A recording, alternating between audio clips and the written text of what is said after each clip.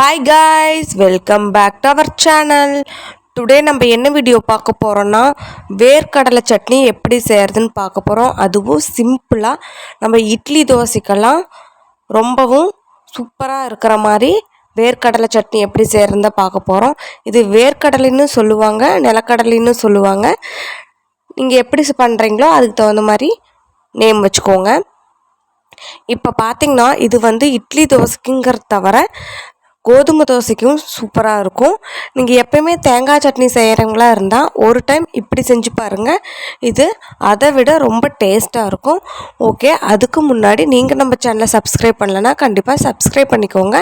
அந்த பெல் ஐக்கானையும் கிளிக் பண்ணிக்கோங்க. அப்போ தான் நான் போடுற வீடியோ உங்களுக்கு நோட்டிஃபிகேஷனாக வரும். வாங்க டிலே பண்ணாமல் வீடியோக்குள்ளே போகலாம்.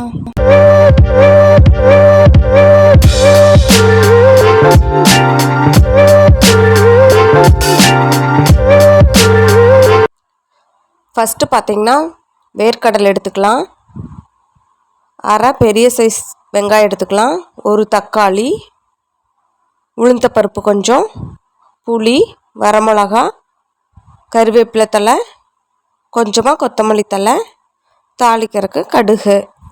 சரி வாங்க எப்படி செய்கிறதுன்னு பார்க்கலாம். கடாய் வச்சுக்கோங்க, எண்ணெய் ஊற்றிக்கோங்க, இல்லை கடுகு போட்டுக்கோங்க. கடுகு பொரிஞ்சதுக்கப்புறம் உளுந்து பருப்பு சேர்த்துக்கோங்க.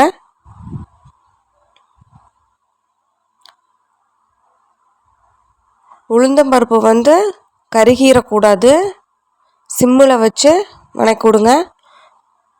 லைட்டாக ப்ரௌன் கலரில் வந்ததுக்கப்புறம் நம்ம வேர்க்கடலை சேர்த்துக்கலாம். நான் இப்போ வறுத்த வேர்க்கடலை தான் எடுத்திருக்கேன். நீங்கள் பச்சை வேர்க்கடலை எடுத்துட்டிங்கன்னா கொஞ்சம் டைம் எடுத்து வறுத்துக்கோங்க. நான் வறுத்த வேர்க்கடலை எடுத்துங்காட்டி சீக்கிரமாக வறுத்துருச்சு. பார்த்திங்கன்னா தோல் அந்த கலர் சேஞ்ச் ஆயிடுச்சுன்னு. ஸோ கிளறி விட்டுட்டே இருங்க. இப்போ பார்த்திங்கன்னா நம்ம கட் பண்ணி வச்சுருந்த வெங்காயம் சேர்த்துக்கலாம். அதையும் ஒரு கிளறி விட்டுருங்க. லைட்டாக வதங்கட்டும். அது கூடவே தக்காளி சேர்த்துக்கலாம். இது ரொம்ப வதங்கணுன்ட்டு இல்லை, ஓரளவுக்கு வதங்கினா போதும். இப்போ கருவேப்பிலை சேர்த்துக்கலாம். கருவேப்பிலை தாளிக்கும் போதும் சேர்த்துக்கலாம், இப்போயும் சேர்த்துக்கலாம். வரமிளகாவை சேர்த்துக்கலாம். சேர்த்துட்டு எல்லாத்தையும் கலந்து விடுங்க. சிம்மில் வச்சே பண்ணுங்க.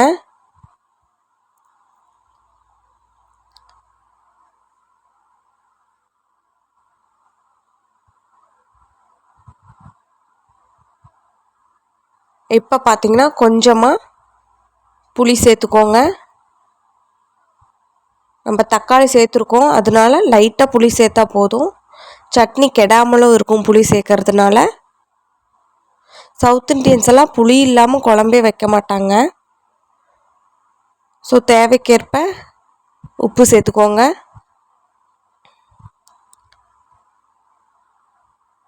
அதையும் நல்லா கிளறி விடுங்க. நம்ம உப்பு சேர்த்துருக்கறனால இந்த வெங்காயம் தக்காளியெல்லாம் சீக்கிரம் குக் ஆயிரும். இப்போ தக்காளியெல்லாம் சாஃப்ட் ஆகட்டும். பாருங்கள் தக்காளி எந்த அளவுக்கு சாஃப்ட் ஆயிடுச்சுன்னு உங்களுக்கு நான் குத்தும் போதே தெரியும். பாருங்கள் நல்லா சாஃப்ட் ஆயிடுச்சு. இப்போ ஒரு கிளறி விட்டுட்டு அடுப்பை ஆஃப் பண்ணிடுங்க. ஆஃப் பண்ணதுக்கப்புறம் கொத்தமல்லி தழை வச்சுக்கோங்க. இது இப்போ கம்ப்ளீட்டாக ஆறணும். ஆறுனா தான் நம்ம மிக்சியில் போட்டு அரைக்க முடியும். மிக்சி ஹீட்டாக இருக்கும்போதே போடாதீங்க, மிக்சியோட மோட்ரு போயிடும். ஸோ இந்த அளவுக்கு ஆறிடுச்சு, நல்லாவே ஆறிடுச்சு.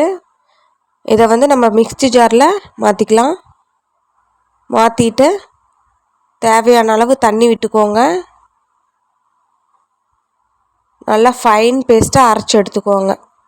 உங்களுக்கு இன்னும் கொஞ்சம் திக்காக வேணும்னா தண்ணி கொஞ்சம் கம்மியாக விட்டுக்கோங்க. ஸோ வேர்க்கடலை சட்னி தயாராகிடுச்சு. அவ்வளோதான், தாளித்து கொட்டினா முடிஞ்சுது. கறிவேப்பிலை தழை, கடலைப்பருப்பு, கடுகு, உளுத்தப்பருப்பு இதெல்லாம் எண்ணெயில் லைட்டாக தாளிச்சிட்டு கொட்டினீங்கன்னா வேர்க்கடலை சட்னி தயாராகிடுச்சு. இது பார்த்திங்கன்னா இட்லி, தோசை, கோதுமை தோசை இந்த மாதிரி எதுக்கு வேணாலும் வச்சு சாப்பிட்லாம். ஏன் சாப்பாட்டுக்கு கூட சாப்பிட்லாம், சைடிஷாகவும் சாப்பிட்டுக்கலாம். ஸோ செம்ம டேஸ்டியாக இருக்கும். ஒன்ஸ் நீங்கள் ட்ரை பண்ணி பாருங்கள், உங்களுக்கு ரொம்ப பிடிக்கும். ஸோ ட்ரை பண்ணி பார்த்துட்டு கமெண்ட்ஸில் எப்படி இருந்துச்சுன்னு சொல்லுங்கள். அதுக்கு முன்னாடி நீங்கள் நம்ம சேனலை சப்ஸ்கிரைப் பண்ணுங்கள். அப்போ தான் நம்மளோட குக்கிங் வ்ளாக்லாம் உங்களுக்கு வந்துக்கிட்டே இருக்கும். ஓகே, பாய்.